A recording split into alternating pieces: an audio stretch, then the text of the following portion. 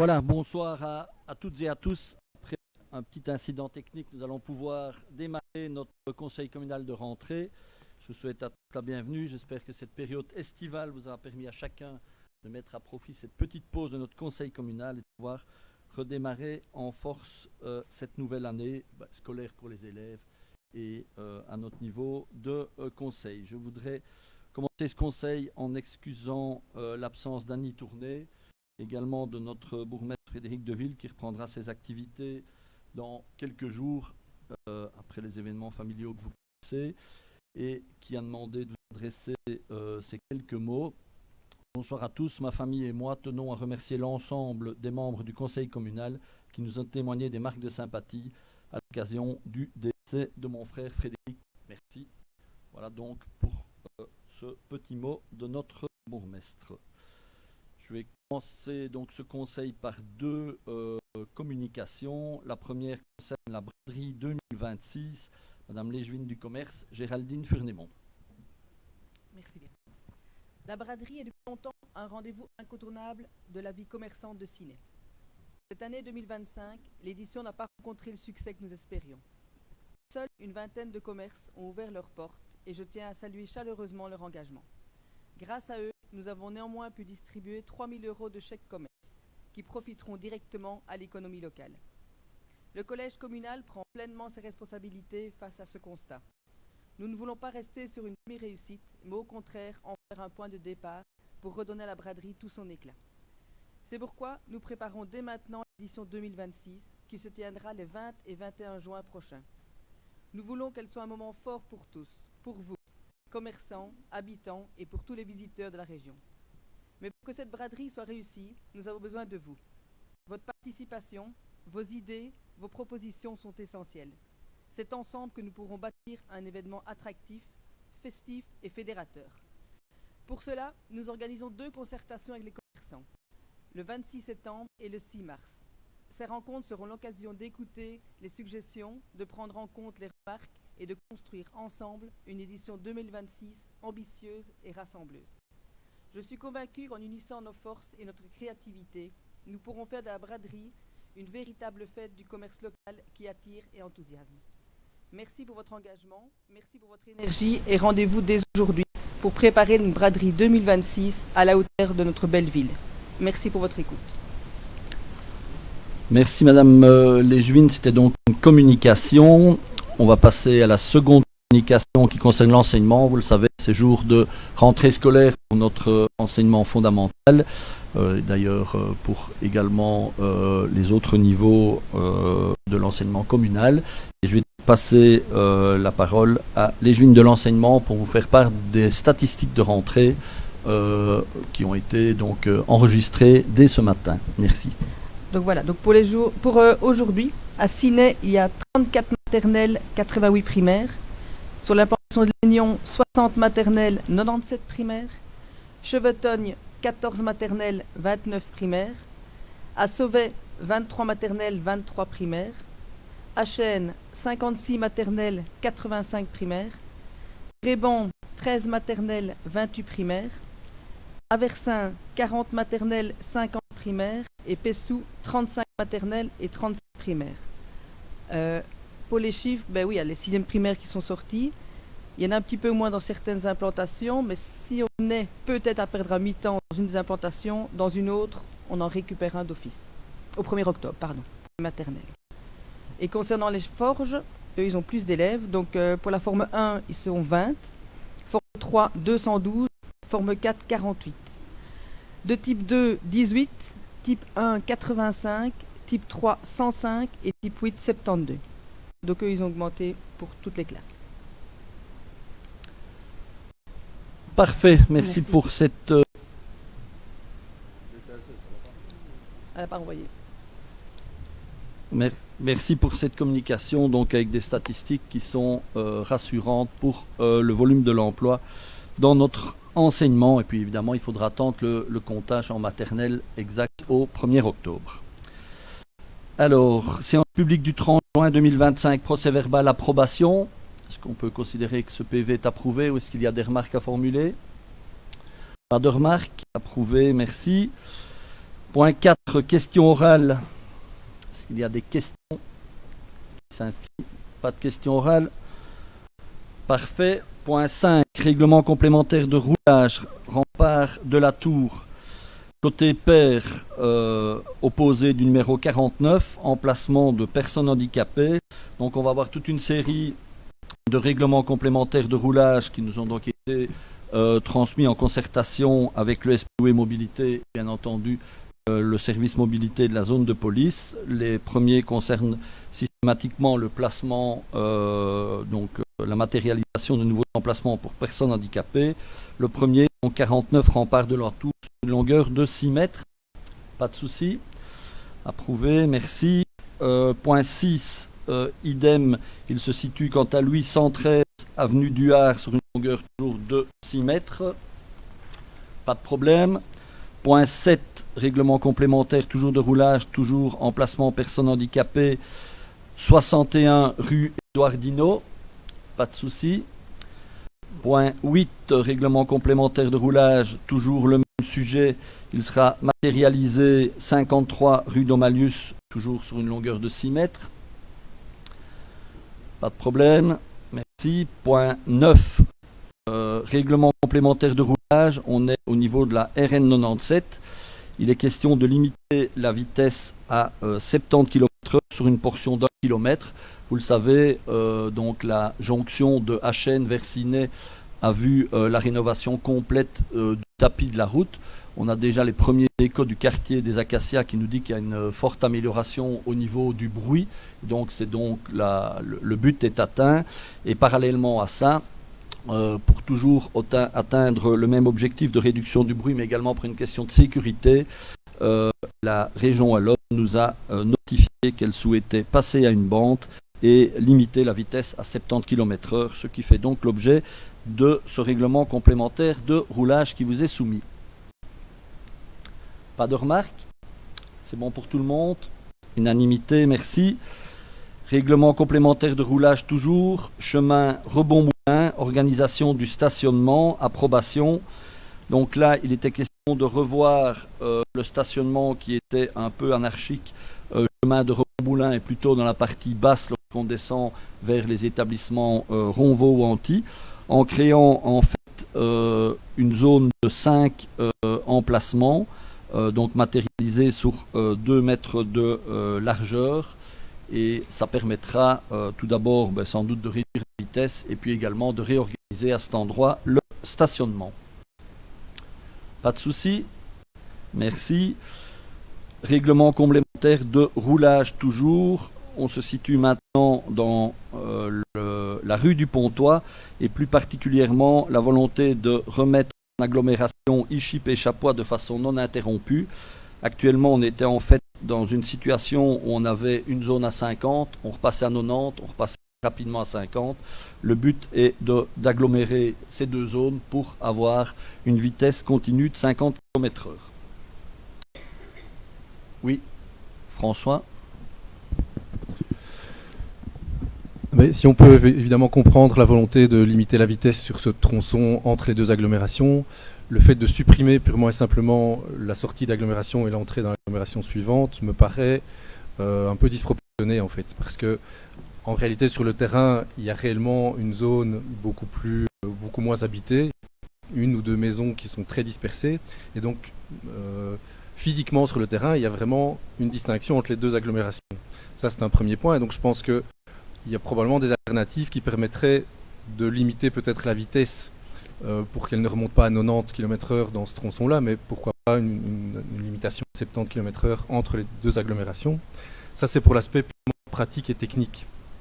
Mais au-delà de cet aspect-là, le fait de supprimer l'entrée dans Ichip fait perdre aussi finalement une identité. Ça veut dire qu'on va rentrer dans Chapois, dans le bas, on va monter par la rue du Pontois et on va rester dans Chapois, et donc on aura la perte d'identité du village d'Ichip va se manifester par le fait qu'il n'y aura plus de porte d'entrée physique avec un vrai panneau Ichip. Et donc, je pense que pour les habitants, c'est quand même important de pouvoir être identifié. Pour le secteur touristique, pour les visiteurs de l'extérieur, c'est aussi important qu'ils voient qu'il y a des villages différents dans l'entité et que ça continue à être marqué de manière physique sur le terrain. Donc je pense qu'il y a probablement une amélioration possible pour atteindre le même objectif de limitation de la vitesse, mais supprimer purement et simplement les panneaux F1 de sortie de village de Chapois et d'Ichip me paraît en fait un peu disproportionné. Je ne sais pas s'il y a urgence pour passer ce point, mais il me semble qu'on pourrait aller un peu plus loin dans la réflexion et trouver des solutions qui à la fois conserveraient l'identité de chaque village. Alors, on peut réfléchir aux différents dispositifs possibles et pas simplement supprimer les panneaux parce que c'est probablement le plus facile, le plus simple à mettre en œuvre, mais sans réflexion sur l'identité, sur le patrimoine, etc. Merci. Alors ça s'est fait en fait évidemment en concertation, comme chaque fois, tant avec la région que la zone de police. Ce point d'ailleurs est à remettre en perspective avec le point suivant où effectivement on a constaté au même endroit des vitesses excessives. Vous savez que chaque fois avant d'installer des sinusoïdes ou des dispositifs de ce type-là, il y a des analyses de vitesse qui sont effectuées avec justement l'analyse de la fameuse variable V80 qui montre effectivement on peut objectiver des problèmes de vitesse, ce qui était le cas. Alors, à la lecture de ce point, et même en préparation, on a été effectivement interpellé par plusieurs riverains qui disaient « Mais qu'en est-il des limites, je dirais, des anciens... Enfin, c'est même pas des anciennes communes, mais la limite physique on peut appeler ça du village de Chapois et de Ichip. Est-ce qu'elle reste bien? Est-ce qu'on les fait complètement disparaître? Non, donc il est clair que la limite de fin de village, elle continue d'exister. On est donc réglementairement, il n'est pas du tout question de fusionner les deux zones. On est simplement dans une fusion de zones de vitesse. Alors par rapport à la matérialisation de l'entrée dans Ichip, je retiens la proposition. Il y a peut-être d'autres façons d'indiquer qu'on rentre dans le village de Ichip, mais effectivement on a été interpellé à plusieurs reprises par rapport à la volonté de garder ces deux limites de village, ce qui n'empêche pas qu'au niveau circulation, je pense que passer de 50, 90, 50, ça crée une confusion, d'autant plus qu'on a un problème de vitesse. Et que donc garder une zone de 50 km/h constante et rajouter, comme on le verra au point suivant, des dispositifs de ralentissement, c'est nécessaire. Maintenant, je retiens l'idée de trouver un autre moyen qu'un panneau tout à fait réglementaire vitesse pour garder quand même cette idée d'identité du hameau ou du village de Ichip. Oui.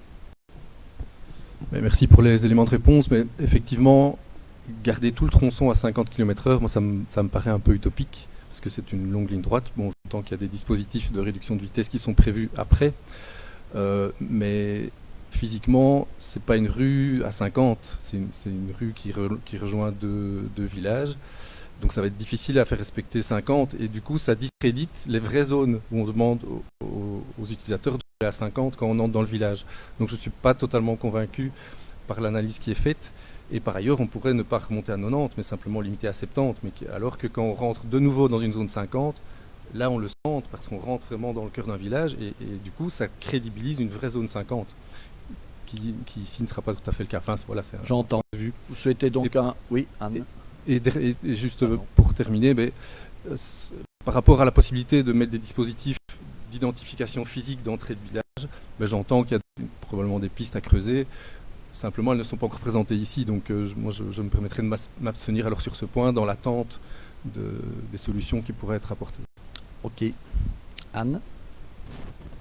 Mais par rapport à, contrairement à François, et pour passer quand même régulièrement là, limiter la vitesse à 50 sur tout le tronçon, ça me semble une bonne chose, mais effectivement, je pense que tout le monde, tant le secteur touristique que même les habitants, ont besoin de savoir que la matérialisation de l'entrée du village sera bien effective.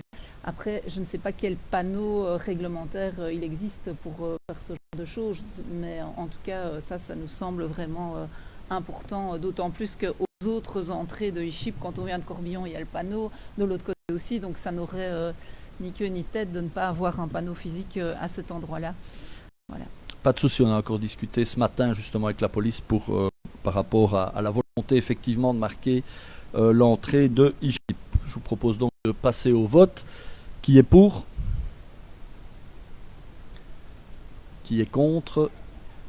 Qui s'abstient? 16 oui et 9 abstentions. Point 12, règlement complémentaire de roulage, Légnon, rue du Pontois, ralentisseur de vitesse, approbation. Donc, comme je vous l'ai dit, complémentairement à la réduction de la vitesse à 50 km/h sur l'ensemble du tronçon, 3 dispositifs de type sinusoïde vont être placés en face des numéros d'immeubles qui vous sont renseignés, 98, 30, dans le projet de délibé. Et donc, je vous propose d'approuver ce règlement complémentaire visant à réduire ces problèmes de vitesse constatés et objectivés par l'analyse de trafic. Pas de souci? Merci. Point 13, règlement complémentaire de roulage Pessou. On est rue de Trisogne et la demande est de limiter le tonnage à 7 tonnes et demie, excepté la desserte locale. Oui, Roland. Donc ici, après une petite réflexion et après m'être rendu sur les lieux et interpellation d'un riverain, ne serait-il pas plus opportun de placer la rue de la Fosse justement en excepté circulation locale? Plusieurs raisons. Un, il y a un nouveau quartier pour l'instant qui s'implante. Et alors, le Charrois va passer par là, parce que fatalement l'autre sera en excepté, 7 tonnes et demie. Donc, ne serait-il pas opportun d'inverser, de placer la rue de la Fosse justement en excepté circulation locale et laisser l'autre pour le Charrois? Oui, ce n'est pas l'analyse qui en a été faite par les services mobilité et police et d'expérience. Généralement, les exceptés circulation locale ne fonctionnent généralement pas parce que c'est évidemment très difficile de contrôler. On a une autre expérience à Pessou d'exceptés circulation locale pour ceux qui se rendent vers Aversin, et l'expérience montre que c'est difficile de contrôler et généralement c'est peu suivi. Donc l'avis tant du service régional de mobilité que de la police est de maintenir l'essence, mais de limiter pour la rue de Trisogne à 7 tonnes et demie pour éviter d'avoir effectivement des camions d'un gabarit important qui utilisent cette voirie. Ou alors peut-être une autre idée, la placer en sens unique, alors entrer, parce qu'il y a un carrefour dangereux, quand on monte la rue de la Fosse vers la rue de Trisogne, on ne voit absolument rien de tout. Donc ce serait peut-être opportun d'entrer par la rue de la Fosse et de ressortir par la rue de Trisogne. Ouais, enfin, ça peut être toujours des pistes d'amélioration, d'autant plus qu'on va mettre en application notre plan de mobilité et donc c'est des choses qui pourront être étudiées. Mais à ce stade, en tout cas, et en concertation, comme j'ai dit, avec pas mal d'instances, l'idée est de rester à cette proposition, mais j'entends éventuellement un avis qu'on peut solliciter par rapport alors à des changements qui sont beaucoup plus importants, puisque changer un sens de circulation, etc., c'est aussi changer beaucoup d'habitudes. Il faut sans doute étudier de façon un peu plus approfondie les choses. J'entends la suggestion. Ok, merci. Est-ce que vous souhaitez un vote? Oui. Qui est pour? Qui est contre? Qui s'abstient? 16 oui, 5 abstentions. Merci. Règlement taxe pour l'accueil extrascolaire, approbation par la tutelle, prise de connaissance. Donc nous avons reçu un courrier de l'autorité tutelle qui approuvait le règlement redevance que nous avions modifié au Conseil communal du 30 juin 2025 relatif à l'accueil extrascolaire. Point 15. Redevance communale sur les prestations d'implantation des constructions et d'établissements de procès-verbaux en résultant, règlement, approbation, M. Légevin de l'urbanisme, Guy Milcan.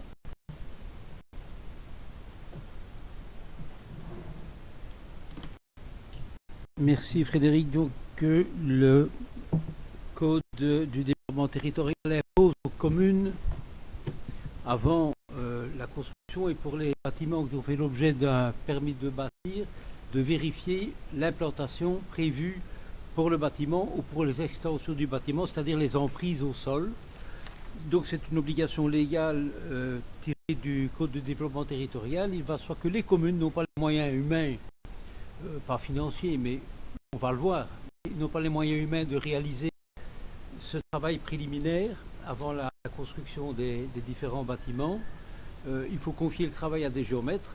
C'est pourquoi donc la commune, pour cette mission, lance un marché public et au terme de ce marché public des prix ont été remis. Vous en avez trouvé le détail dans le dossier et c'est sur base des prix remis pour les différents gabarits de bâtiments que nous fixons la redevance. Donc la commune au passage ne gagne rien, elle récupère tout simplement le coût de la mission qui est confiée à la société qui est désignée sur base du marché public. Les différents montants, vous avez vu pour les bâtiments inférieurs à 40 mètres carrés, c'est 110 € hors TVA.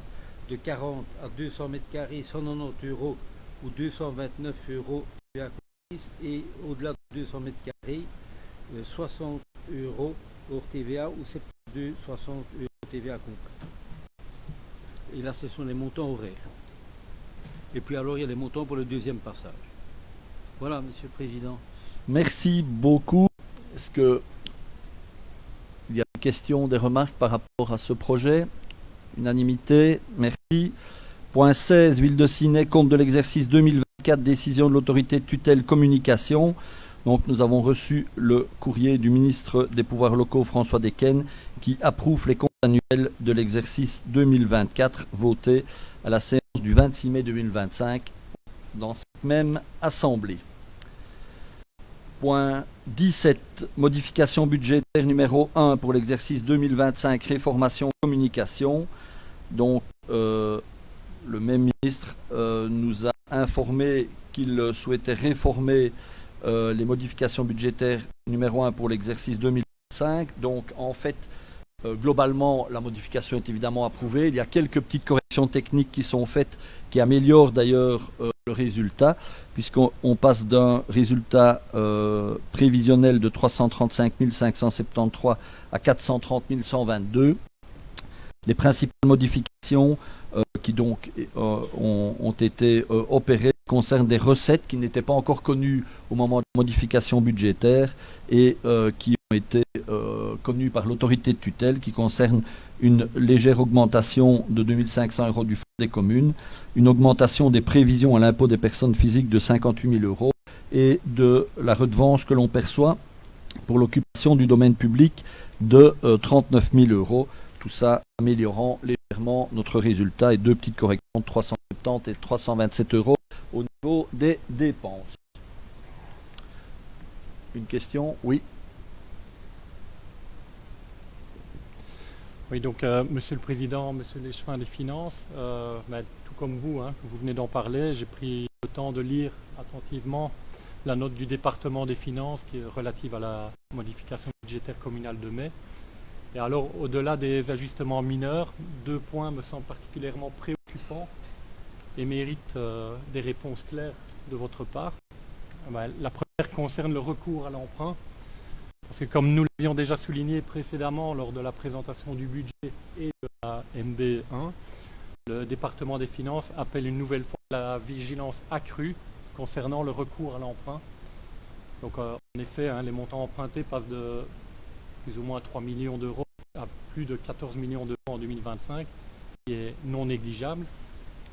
Le département recommande une stabilisation urgente des charges de la dette.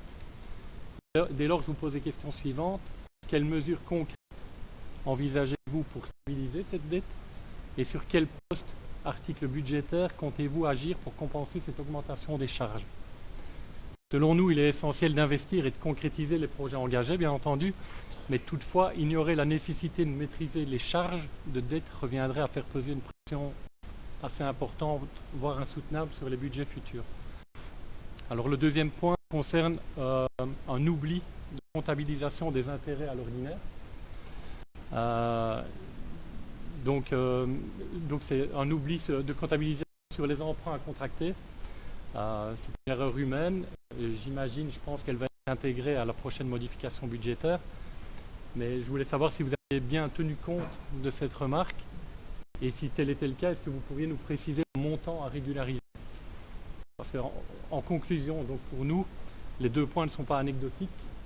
Ils touchent à la soutenabilité financière de notre commune et à la transparence budgétaire. Nous attendons dès lors des réponses précises et des engagements clairs de votre part. Et je vous remercie pour votre écoute. Monsieur l'Échevin des Finances.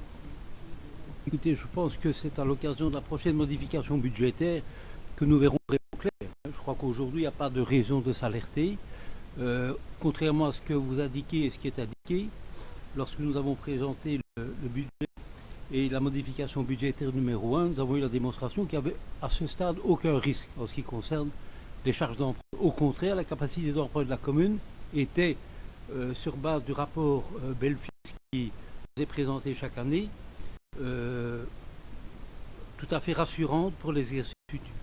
Donc moi je crois qu'il n'y a pas besoin de s'alerter. Depuis des années, nous avons l'avis du directeur financier qui nous met bien sûr en demeure d'être prudents. Depuis 5 ans, ce sont les mêmes notes que nous recevons, mais contrairement à tout ce qu'on nous dit, je crois que la situation ne s'est jamais dégradée. Bien sûr, nous sommes attentifs à cet aspect-là des choses pour limiter les emprunts.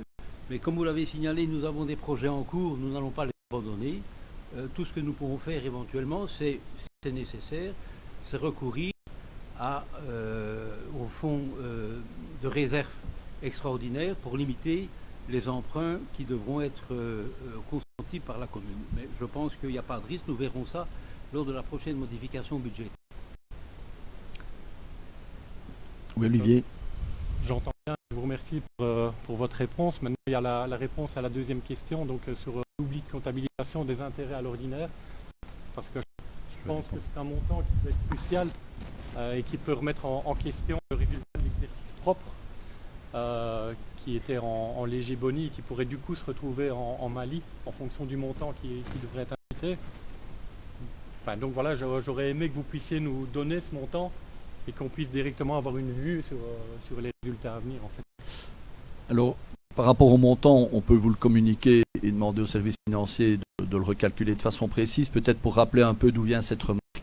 Donc en fait, on nous demande de prévoir 6 mois de charges d'intérêt pour les prévisions d'emprunt qui sont là. Donc il faut rappeler que ce ne sont pas des dépenses à décaisser, on est encore qu'au stade de prévision d'emprunt et que ces emprunts ne seront certainement pas contractés en 2025. Donc dans les faits, cette charge d'intérêt, elle doit être par dépense pour 6 mois indiquée dans le budget, mais ce n'est pas du tout une dépense à laquelle on va être confronté et qui est inattendue. N'empêche que c'est à corriger dans la MB2, qu'on peut vous indiquer le montant que ça concerne, mais on est dans des montants tout à fait absorbables. Je voudrais rappeler quand même un élément important par rapport à l'équilibre. Si effectivement, d'abord, l'équilibre n'est pas menacé. Pourquoi? 2 éléments importants. On a eu une politique de provision importante et je vous rappelle que pour la première fois également, on avait la volonté de constituer une provision à l'ordinaire, qui n'était plus arrivée depuis longtemps, d'1 million d'euros et qu'évidemment, même à l'ordinaire, c'est un bas de laine plus que significatif si on était confronté à une dépense inattendue qui arriverait ce second semestre. Voilà pour les éléments de réponse par rapport à cette charge d'intérêt qui effectivement est une erreur technique qui va être corrigée, mais qui n'est pas du tout une dépense non prévue à laquelle on va être confronté. Et les montants donc, vous seront communiqués par mail. On va demander au service finance de les recalculer avec précision et on les aura de toute façon MB2. Je vous remercie pour les réponses en tout cas. Et j'attends donc ces chiffres. Et puis voilà. Nous verrons avec la MB2. Merci. Merci. Alors, nous sommes au point 18, fabrique d'église de Pessou, modification budgétaire numéro 2, exercice 2025, approbation, Monsieur Léchevin, des cultes. Oui, Monsieur le Président, vous avez vu dans le projet de délibération la modification de modification budgétaire numéro 2 pour l'exercice 2025. Voilà, la dépense est prévue au crédit du budget. Parfait, merci. Des questions, observations, unanimité, merci. Point 19, Agence de développement local, compte de l'exercice 2024, toujours une décision de l'autorité de tutelle qui approuve donc les comptes de l'ADL votés en séance du 26 mai 2025. Unanimité, merci. Point 20. Piste de mobilité douce entre la piscine de Ciney et le Craya, expropriation, phase judiciaire, décision à prendre. Alors vous le savez, on a la volonté de compléter le réseau de mobilité douce par un élément important qui nous permettrait de rejoindre la gare de Ciney en sécurité jusque la piscine, et puis de la piscine forcément accéder à la nouvelle piste qui se dirige vers Légnon et ainsi de suite. Pour y arriver, on a tout d'abord eu la collaboration d'Infrabel qui accepte bien entendu en collaboration, comme ça se fait dans la plupart des pistes de mobilité douce, de mettre à disposition une bande de terrain qui se situe à côté des voies. Mais il y a quelques mètres carrés que nous devons récupérer et notre conseil communal s'était prononcé donc pour une expropriation pour cause d'utilité publique. Nous avons mandaté le comité d'acquisition pour mener à bien ce dossier. Elle a donc entamé les négociations avec le propriétaire, négociations qui ne peuvent aboutir de façon amiable. On vous demande donc aujourd'hui de passer à une phase qui va devoir nécessairement devenir judiciaire, qui est donc la troisième étape de cette demande d'expropriation. On vous demande donc l'autorisation d'introduire une procédure devant le tribunal de première instance afin que ce tribunal tranche quant à la légalité de l'expropriation et enfin de mandater le cabinet d'avocats EG Association pour représenter les intérêts de la ville de Ciney dans ce dossier d'expropriation pour cause d'utilité publique. Madame la conseillère Pearson. Alors j'ai juste deux petites, une remarque et une question. Infrabel avait marqué son accord. Il y a aussi le SPW puisqu'il y a une partie du tronçon, voilà. Donc il ne faut pas négliger aussi l'accord formel en tout cas du SPW. Et puis la deuxième chose, c'est une question. Je me demandais, donc j'ai bien lu que le cabinet d'avocats gère association, le cabinet d'avocats qui travaille pour le comité d'acquisition, mais est-ce que du coup ça nous autorise à utiliser le même cabinet d'avocats sans marché public ?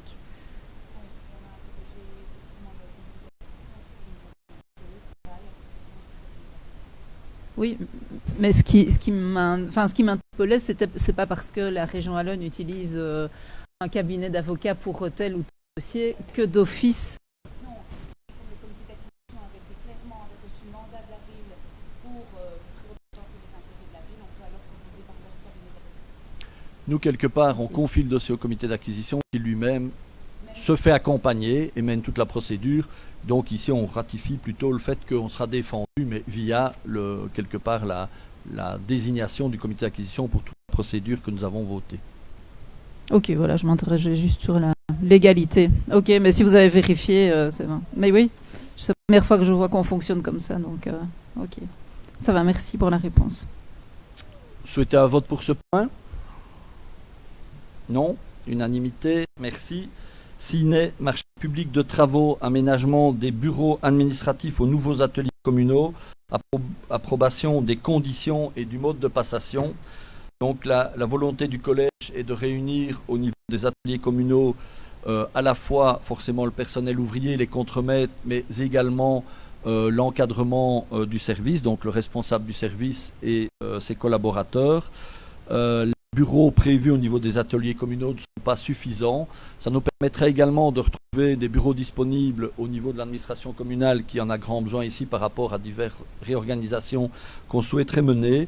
Et de là, l'idée d'aménager une nouvelle zone de bureaux administratifs, je vais appeler ça au rez-de-chaussée si vous situez, c'est-à-dire dans la partie couverte, non fermée, lorsque vous voyez les ateliers communaux de face pour y rentrer depuis la barrière d'entrée à droite. Et donc on va là aménager de nouveaux bureaux qui permettront d'avoir 4 postes de travail et une salle de réunion et de rassembler ainsi l'ensemble du personnel communal des travaux. Le montant estimé est de 155 000 € TVA comprise et on vous propose de passer le marché par procédure négociée sans publicité. Questions, remarques ? Oui. Juste une petite question, donc ces bureaux-là seront bien prévus dans l'endroit qui était prévu pour du stockage ? Oui. Il y a une visite qui est prévue, je ne l'ai pas vue dans le cahier des charges obligatoire, parce que franchement, en lisant le cahier des charges, j'ai vraiment eu beaucoup de mal à situer l'endroit et la configuration des lieux. Franchement, je n'ai pas trouvé l'info où ça se situait, c'est parce que j'ai eu l'info autrement, mais... Alors, on est on est effectivement, donc les plans ont été réalisés en interne, hein, donc on n'est pas dans un marché où on demande des idées par rapport à l'aménagement, ça a été fait en interne, on est clairement dans un marché de travaux, donc avec un cahier de charge qui a été fait, qui définit des cloisons à monter, de nombre de prises à placer, etc. Et effectivement, il pourrait y avoir une visite préalable s'ils souhaitaient visualiser les lieux, mais pour être très précis, c'est la première logette qui en plus était difficilement accessible puisqu'elle faisait l'objet d'un mur d'1 mètre déjà présent qui rendait donc son utilisation difficile. Et donc c'est cette première logette qui va être aménagée et qui ne pénalise pas du tout le fonctionnement du service. Vous souhaitez un vote? Non. Unanimité, merci.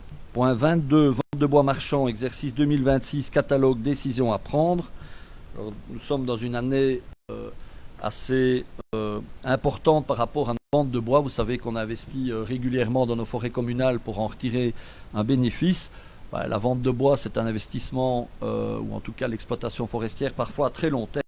Et il se fait cette année qu'il y a vraiment un lot fort important qui a vraiment l'occasion d'être valorisé. Donc on travaille évidemment avec le département Nature et Forêt qui nous conseille à ce niveau-là et qui nous dit que donc principalement pour des épicéas qui représentent 884 mètres cubes de grumes, ce qui est énorme, qui sont en plus joints au domaine provincial de Chevetogne et donc le domaine souhaite également les valoriser. Il est impossible de laisser seulement les nôtres, ce qui posait problème au niveau des tempêtes, et ça se complète par divers autres lots de moindre taille, tout ça avec un montant estimé de la vente assez significatif puisqu'il représente 95 700 € de vente estimée pour cette année de vente de bois. François? Oui, merci. On l'a évoqué à plusieurs reprises dans ce conseil communal. La région wallonne permet, dans le cadre des ventes de bois marchand, donc des grumes, je ne parle pas de chauffage, mais vraiment des grumes de bois marchand, la région wallonne prévoit la possibilité de réserver jusqu'à 15% des lots pour la filière bois wallonne. C'est une manière de protéger un peu l'économie locale autour du bois, puisque beaucoup de grumes, en tout cas en feuillus, partent vers d'autres pays, notamment la Chine. Et donc c'est une manière de protéger l'économie wallonne autour du bois, la filière bois wallonne. Je ne vois rien dans le cahier des charges ici qui le prévoit. Alors j'entends bien que la plus grosse partie, les 880 mètres cubes, on parle bien ici d'épicéas, donc ce n'est pas du bois feuillu. Donc je pense que la mesure ne s'applique qu'aux feuillus. Il y a notamment le lot 1 qui est sur la commune de Ciney, qui concerne des hêtres et des chênes pour plus de 90 mètres cubes de bois marchand. Donc je pense que cette mesure de réservation des 15% pouvait s'appliquer ici.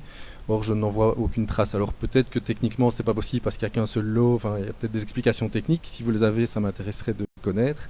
Et je voudrais m'assurer que pour le futur, le DNF ou la commune de Ciney a bien sollicité le DNF pour mettre en œuvre cette mesure, qui semble faire l'unanimité quand on en parle en dehors d'un cahier des charges, mais qu'on ne retrouve jamais dans les cahiers des charges, malheureusement. Donc je voudrais avoir peut-être des explications par rapport à ces éléments-là. J'étais presque certain d'avoir la question, et donc j'ai anticipé les choses pour effectivement pouvoir t'apporter des éléments de réponse par rapport à ça. Donc, comme toute vente de bois, elle a été préparée avec le département Nature et Forêt, on a rediscuté de cette mesure, puisque je sais que régulièrement tu avais interpellé la précédente majorité par rapport à cette mesure, et en l'espèce ici par rapport aux 4 lots qu'on vend, ils ont déconseillé de la mettre en œuvre. Pourquoi? On a principalement un lot important d'épicéas où là on est principalement dans un marché wallon local en tout cas, et ça pose des difficultés. Et par rapport aux chênes et aux hêtres, on est quand même dans des petites quantités, hein. Je ne sais pas si tu as situé le nombre de pièces, on parle de 13 pièces, et donc réserver 15% de très petites quantités qui sont en plus localisées à des endroits différents puisqu'on va vraiment prélever des sujets qui posent problème. C'était vraiment inintéressant à mettre en œuvre et ça aurait nécessité des moyens importants pour les scieries locales pour aller chercher 1 ou 2 spécimens par-ci par-là qui représentaient ce volume de 15%. Et donc je ne peux pas m'engager pour l'avenir, mais en tout cas c'était clairement discuté par rapport à ces 4 lots. Pour aucun des lots a été jugé pertinent de le mettre en œuvre. Merci pour les explications techniques, effectivement. Et donc j'espère que, en tout cas sur l'échelle, puisqu'on parle ici, on ne parle pas que de Ciney, puisque le cantonnement a une surface plus grande. que cette règle finalement des 15% puisse s'appliquer de manière peut-être souple, avec un lot qui pourrait être complètement réservé pour d'autres lots qui ne le seraient pas. Je ne sais pas si c'est des techniques qui sont possibles, mais en tout cas je pense qu'il faudrait creuser pour s'assurer de la préservation de la filière bois en Wallonie. Merci, on sera attentif. Vous souhaitez un vote? Non. Unanimité, merci. Point 23, Bois ferme, remise en location de parcelles agricoles communales, prise de connaissance. Lors du dernier conseil communal, on avait sollicité le conseil par rapport à la vente de deux parcelles, pardon, à la remise en location, excusez-moi, de deux parcelles différentes. Une parcelle importante qui était remise en location au niveau de l'agriculture bail à ferme traditionnelle et une seconde parcelle de quelques arts qui était plutôt réservée à des activités de type maraîchage ou autre. Nous avons reçu un courrier le 23 juillet du département Nature et Forêt qui nous disait qu'effectivement en 2013 une convention avait été signée avec une personne, je tairai le nom, qui pouvait y placer des moutons gratuitement dans le cadre du plan de gestion de la réserve. Nous avions constaté que dans les faits, cette personne, il n'y avait plus de moutons, de là la volonté de réutiliser cette parcelle. Mais depuis, le DNF nous confirme qu'en 2022, cette personne a abandonné la gestion de la parcelle et le pâturage, mais qu'elle a cédé cette possibilité avec accord du DNF à une partie qui remplit la même mission d'entretien de petite parcelle, qui est d'ailleurs assez en talus, en ayant replacé des ovins dans cette parcelle.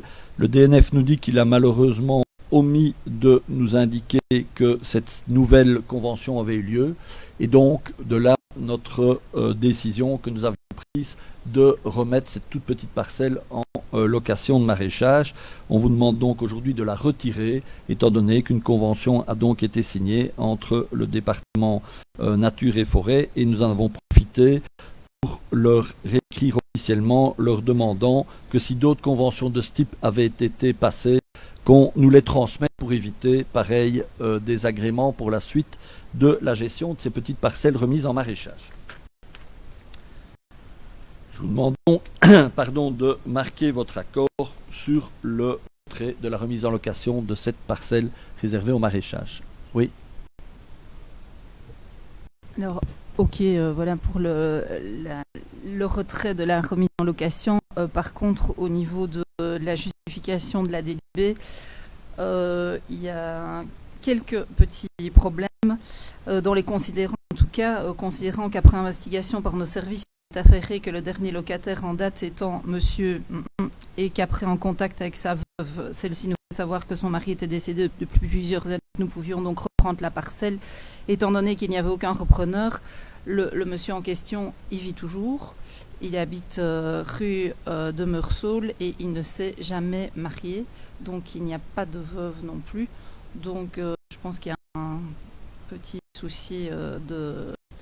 Voilà, il est toujours bien vivant en tout cas le monsieur et il ne s'est jamais marié. Donc la veuve, il a eu une compagne à un moment donné qui est décédée, mais il a une... Voilà, et je pense qu'il nous regarde aujourd'hui. Donc je pense qu'il y a une petite rectification et de nouvelles investigations à mener. Merci pour ces éléments. On s'excuse évidemment des renseignements erronés qui nous ont été transmis dans ce mail. Il n'empêche qu'il ne l'exploitait plus. Je pense que ça s'est confirmé depuis plusieurs années et que manifestement il y a un nouvel exploitant, puisque dans les faits on a constaté la présence confirmée par la DNF d'une nouvelle gestion avec des ovins qui ont été replacés. Donc voilà, je propose qu'on rectifie effectivement ce point dans la délibérée, mais le fait donc de prendre connaissance du mail de Madame de Bruxelles et du retrait donc de cette parcelle agricole dans sa remise en location lancée par notre administration reste pertinente. Si vous ne voyez pas de problème, ok, corrige cet élément-là, Madame la Directrice Générale. Merci. Voilà. Point 24, un point important, y compris pour nos finances communales, la mise en vente d'un terrain à Sauvet, plus précisément à Vincon, décision à prendre. Vous savez que la ville est propriétaire de 4 hectares 84,62 situés en zone d'habitat à Vincon, qu'il y avait déjà eu différentes discussions pour essayer de vendre ces terrains. Nous remettons le métier sur l'ouvrage pour valoriser ces terrains qui ne rapportent rien et qui ont quand même une valeur significative.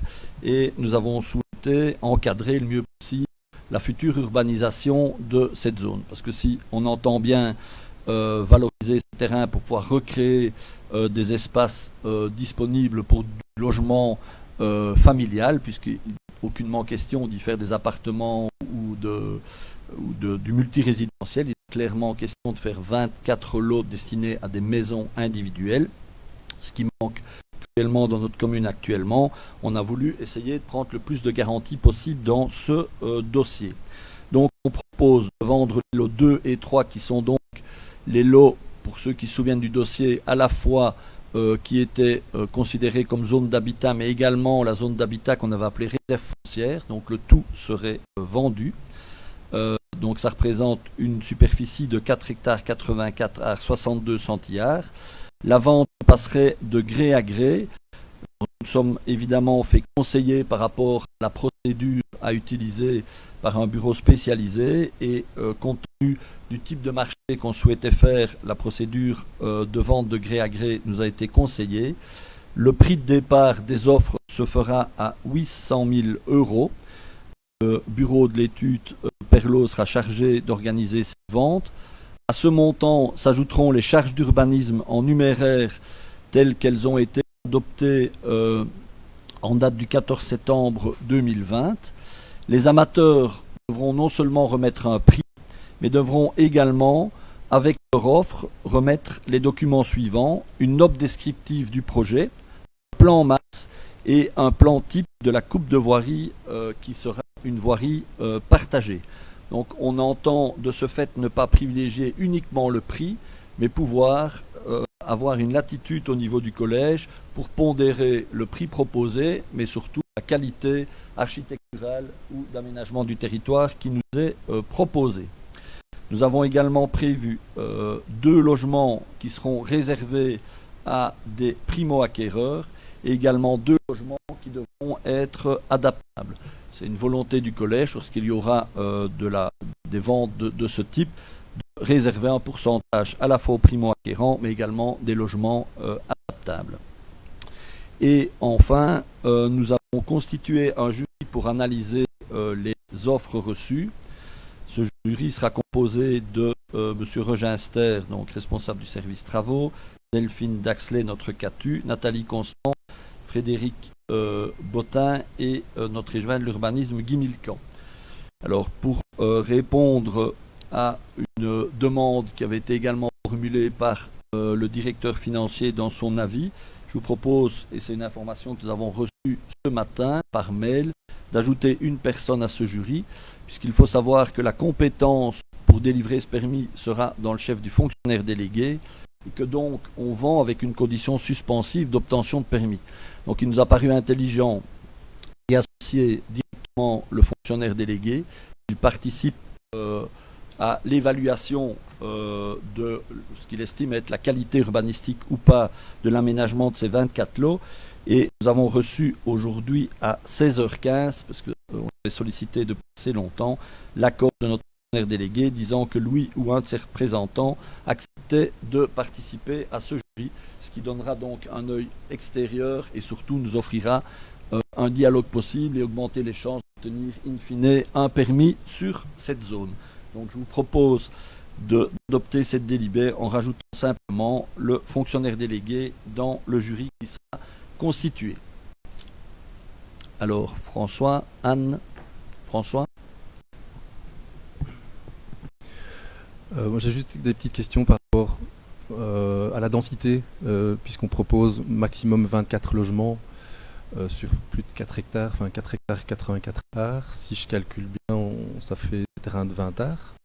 Je ne sais pas si c'est le calcul qui a été fait de l'autre côté. Et alors je m'interroge, pourquoi ce chiffre de 24? Est-ce que ça correspond au schéma de structure communal qui est toujours en vigueur aujourd'hui, même s'il doit être revu prochainement, mais ça reste quand même le guide, parce qu'on dit on veut utiliser ici des terrains communaux à bon escient en utilisant au mieux le terrain de manière optimale. Il me semble que quand on utilise au mieux un terrain, on densifie un minimum pour mettre un maximum de personnes. Enfin, un maximum, il faut que ça reste un coin agréable, on est en pleine campagne. Mais en tout cas, on ne voudrait pas gaspiller du terrain en mettant très peu de maisons finalement et en artificialisant le sol pour peu d'habitants. Donc c'est ce ratio-là qui doit être réfléchi. C'est pour ça que je m'interroge sur le chiffre de 24 habitations. D'où vient-il? Est-ce qu'il a été, j'imagine que oui, mais de quelle manière a-t-il été réfléchi? Merci pour les éléments d'information. Quelques petites questions. Je rejoins François par rapport à sa question. Je voulais savoir, donc c'est très bien que le jury, parce que dans les avis, j'avais lu effectivement qu'on conseillait qu'un jury indépendant soit constitué. Un jury indépendant, quand il est constitué de membres du collège ou de l'administration, je trouve pas effectivement qu'il est très indépendant, et avoir un regard extérieur, je trouve ça pas mal. Donc c'est déjà bien qu'il y ait je trouve un représentant ou le fonctionnaire délégué lui-même, mais on est quand même à Vincon, dans un village qui a un cachet. Il y a des organes comme la Fondation Rurale de Wallonie qui connaît très bien le bâti, qui travaille sur l'extension, là qui pourrait amener, je trouve, des avis intéressants. Et puis alors, je m'interrogeais sur 2 logements destinés aux primo-acquéreurs. Pourquoi 2 seulement? Il y a des communes voisines qui ont des politiques beaucoup plus... Et, enfin, on l'a déjà réclamé, on en avait déjà discuté sous la précédente législature, mais des politiques beaucoup plus proactives pour justement aider les jeunes à pouvoir acquérir ou construire. Alors, pourquoi seulement 2? Ça me semble peu. Et pourquoi pas des Sinassiens aussi? C'est ce que les communes de Rochefort font, c'est ce que la commune de Beaurain a déjà fait aussi. Ça permettrait quand même aux citoyens sinassiens qui payent leurs taxes à Sinay, je trouve. Voilà, je trouverais ça juste.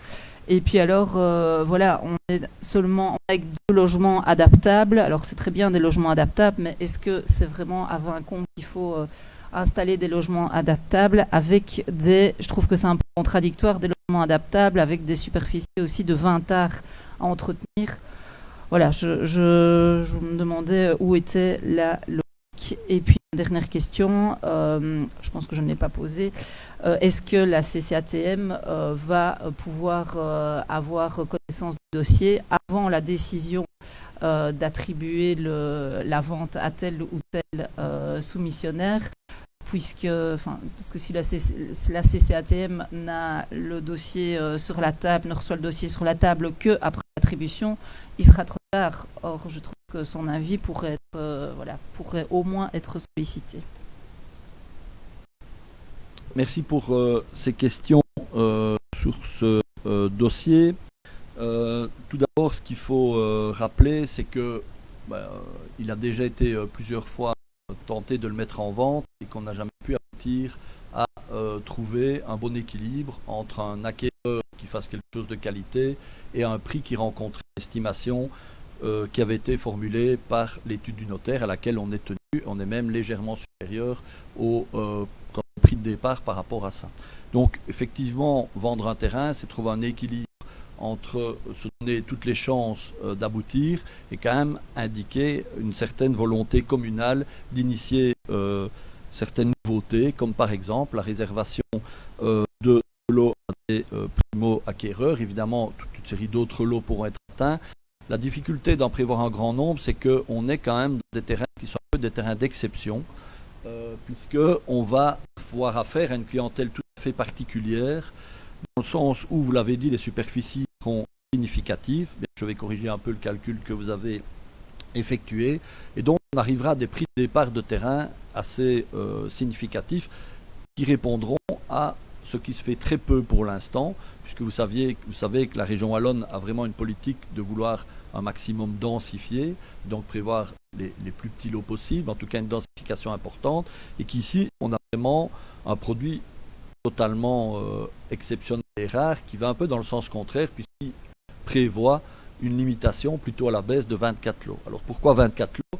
Bien, c'est d'abord le fruit d'une discussion qui a eu lieu avec le fonctionnaire délégué compte tenu des différents documents indicatifs qui prévoyaient une densité très faible, puisqu'il n'est évidemment pas question d'aller rajouter un très grand nombre de logements à Vincon, petit village qui a son caractère, etc., et d'avoir un nombre tout à fait absorbable.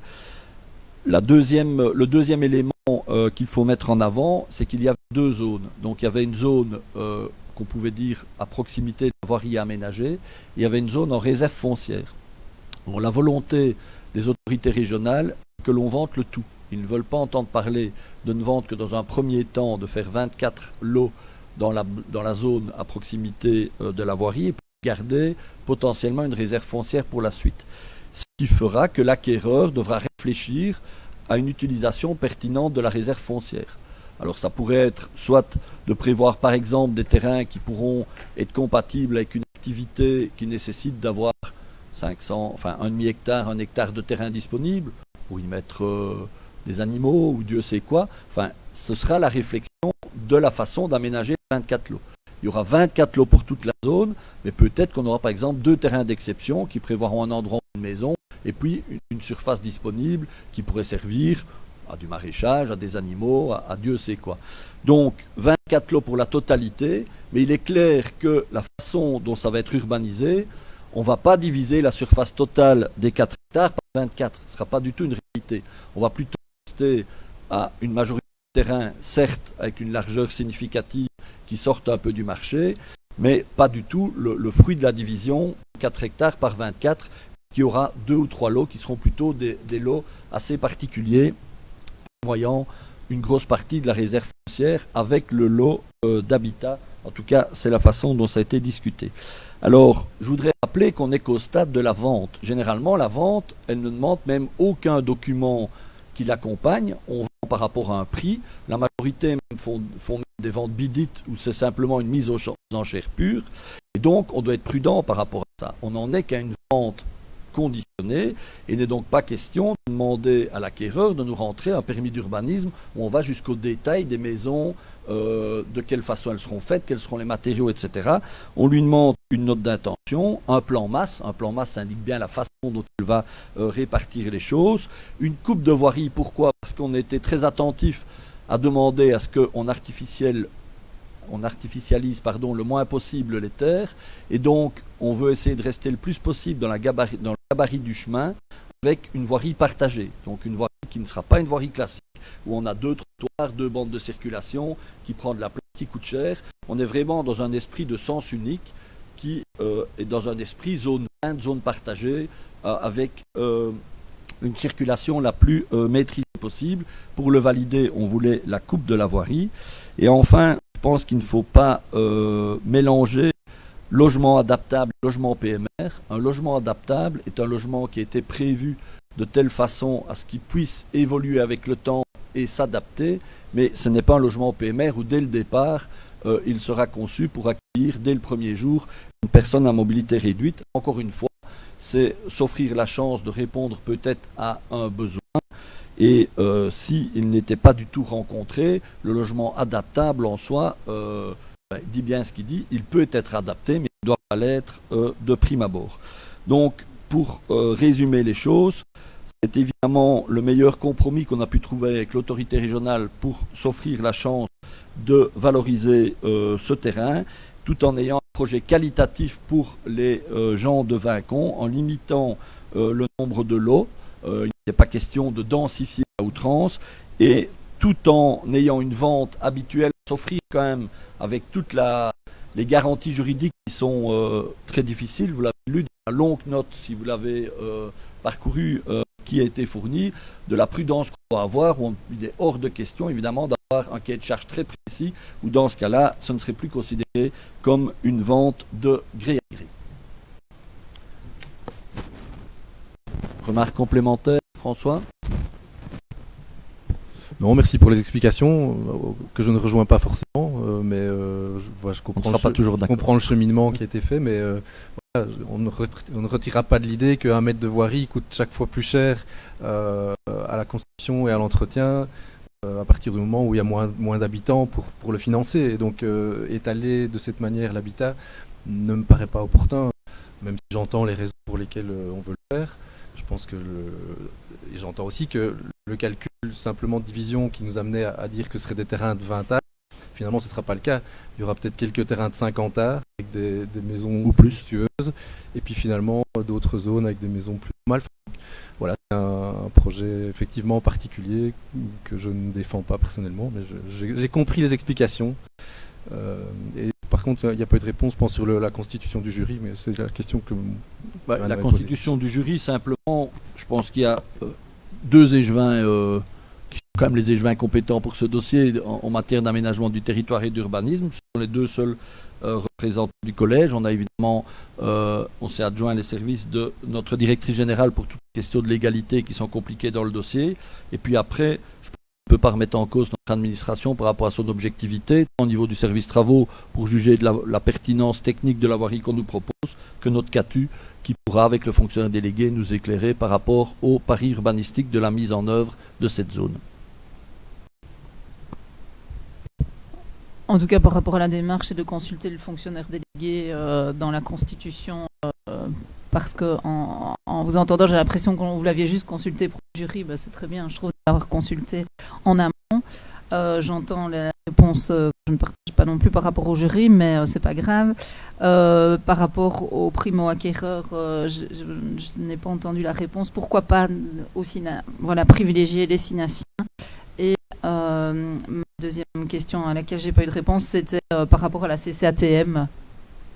Est-ce que la CCATM sera consultée avant d'octroyer le projet? Alors, à ce stade, non, sauf si elle souhaitait remettre un avis d'opportunité, ce qu'elle peut toujours, puisqu'elle va être au courant qu'il y a une urbanisation possible de cette zone. Je voudrais quand même rappeler que après, le parcours est long.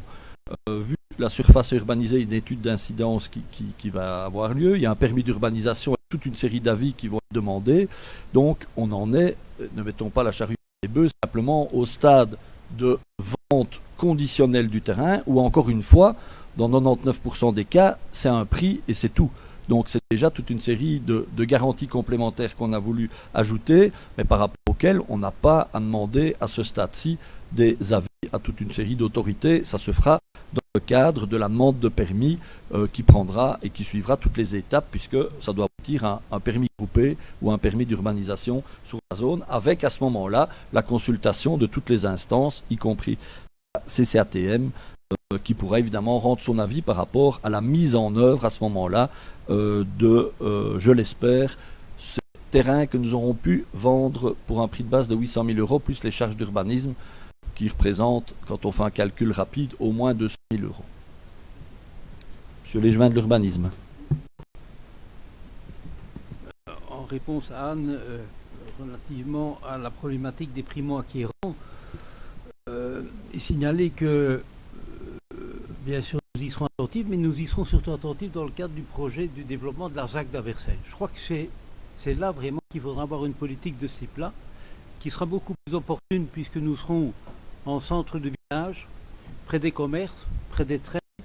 Alors je ne fais pas un jugement de valeur sur le primo-acquérant, mais de façon générale, on peut se douter que les primo-acquérants sont aujourd'hui, compte tenu du coût de la construction, etc., des jeunes ménages, qui n'ont pas des revenus extraordinaires. Or, la zone dont on parle ici, dont on vient de parler, c'est une zone spéciale, où on se rend compte que les coûts vont être exorbitants à certains moments, probablement, puisqu'on veut des logements de qualité qui s'intègrent dans le village, dans le petit hameau de Vincon. Ce sera notre souci, c'est l'intégration du bâti dans le hameau de Vincon. Par contre, je pense que dans la ZAC de Aversin, où il y aura aussi 250 logements qui seront prévus, là, nous serons obligés, le foyer sinacien sera obligé avec la commune de passer par un partenariat public-privé, et c'est dans le cadre de ces marchés de partenariat public-privé qu'on pourra intégrer la dimension des primo-acquérants. Et là, je pense que Anne a tout à fait raison, ce sera quelque chose dont nous devrons être particulièrement attentifs. Mais est-ce que ce sont des Sinaciens ou pas des Sinaciens? Moi, je ne fais pas de fixation avec ça. Ou alors, on fait la même chose pour les crèches, on fait la même chose pour les écoles. Si on limite le nombre d'enfants dans une école, ouais. D'ailleurs, je ne sais même pas si c'est légal. J'entends qu'il y a des communes qui le font. Pour moi, on est un peu à la limite de la légalité. Hein. passer au vote sur ce dossier. Qui est pour? Qui est pour?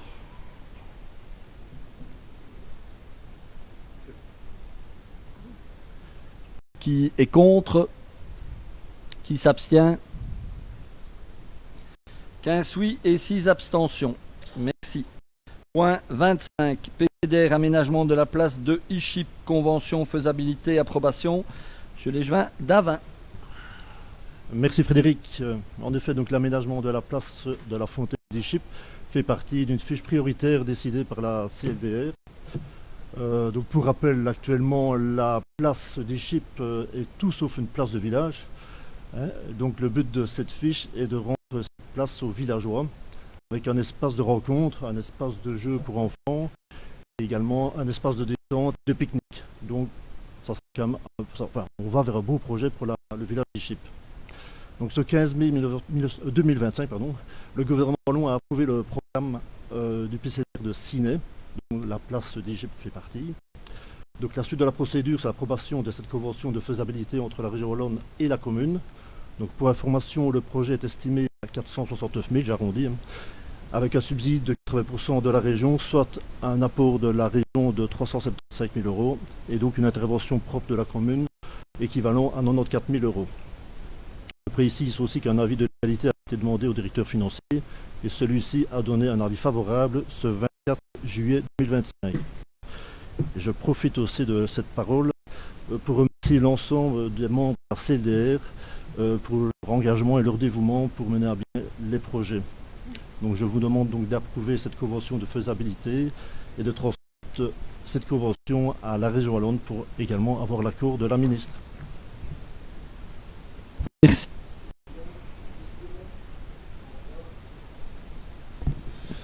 Effectivement, on peut se réjouir de la libération de fonds pour l'aménagement d'une place de village, donc ça c'est tout à fait positif. Simplement, je m'interrogeais, enfin ici on est vraiment au tout début du projet, et donc on peut faire confiance à la commission locale de développement rural sur les choix d'opportunités et d'avoir désigné l'aménagement de la place d'Ichip dans les priorités. Simplement, ici donc il n'y a pas encore de projet, avant-projet précis, je pense, qui est dessiné, qui est proposé. Mais il serait important évidemment d'associer les habitants d'Ichip avec des consultations, des concertations, de manière à ce que la place de village, ils puissent se l'approprier, puisque c'est eux qui vont la faire vivre, c'est un comité, voilà, enfin, c'est évidemment des choses, il ne faudrait pas que ce soit imposé, que ça arrive comme ça, sans qu'il y ait eu de concertation. Ça a été un peu le cas, notamment à Biron, où il y a eu quelques remarques qui sont venues tardivement, finalement, lors de la réalisation des travaux, notamment la suppression de certains trottoirs, la mise en place de potelets. Mais c'est dommage d'arriver un peu tard pour ces concertations, et donc je pense que c'est important, dans le cadre de ce projet, d'avoir les concertations le plus en amont possible avec les citoyens d'Ichip. Benoît? Effectivement, la concertation avec les villageois est vraiment importante. C'est prévu, de toute façon. Je crois qu'on a déjà eu une réunion avec eux. C'était pas moi à ce moment-là.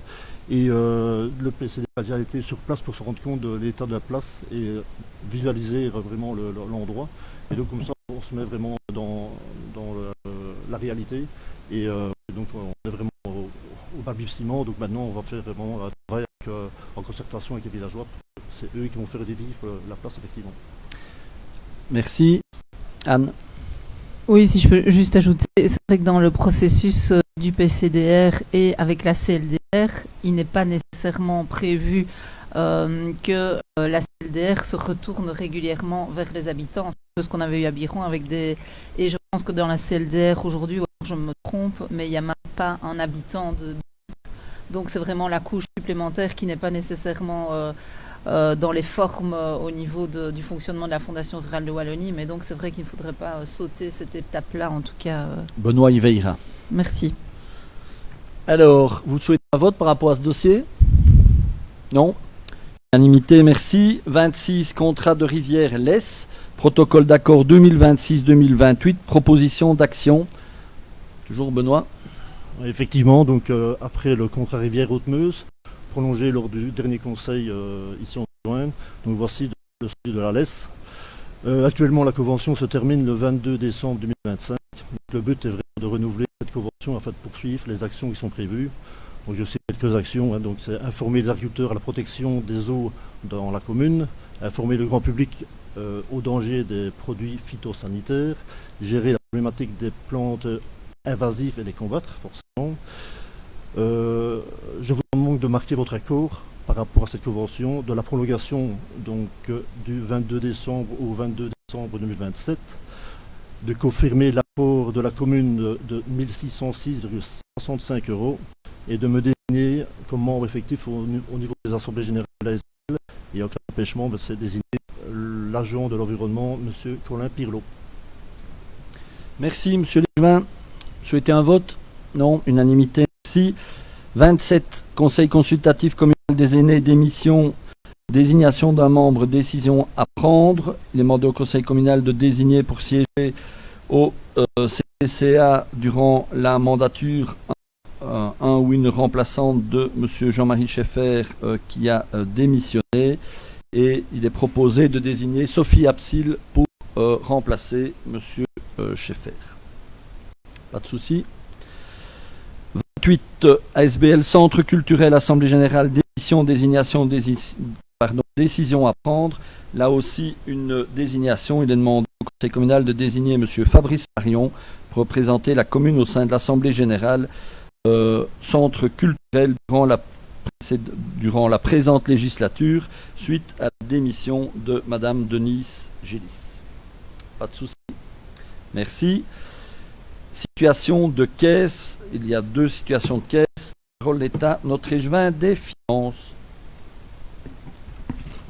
Alors, je n'ai pas le dossier.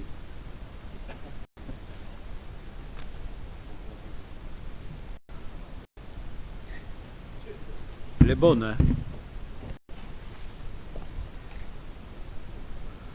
Alors, écoutez, je ne vais pas donner tous les détails.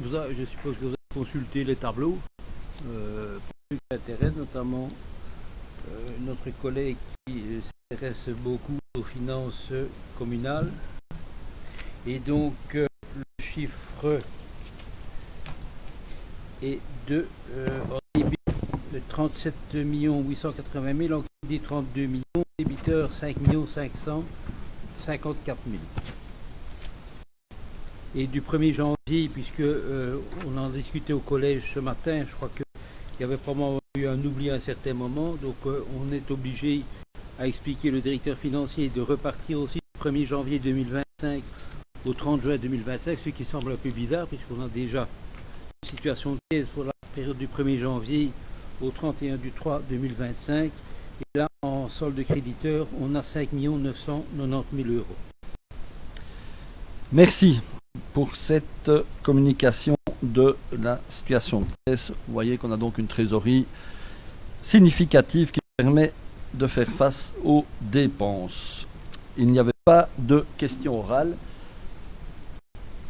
ni de points complémentaires qui ont été inscrits. Je vous propose donc de clore cette séance publique du Conseil communal avant un huis clos assez fourni, puisque forcément nous avons tous les points d'enseignement. Je vous remercie pour votre participation, je remercie le public et les personnes qui nous ont suivis sur Facebook. Et donc rendez-vous au prochain Conseil communal qui aura lieu le 22 septembre. Bonne soirée tout le monde et à bien vite. Merci.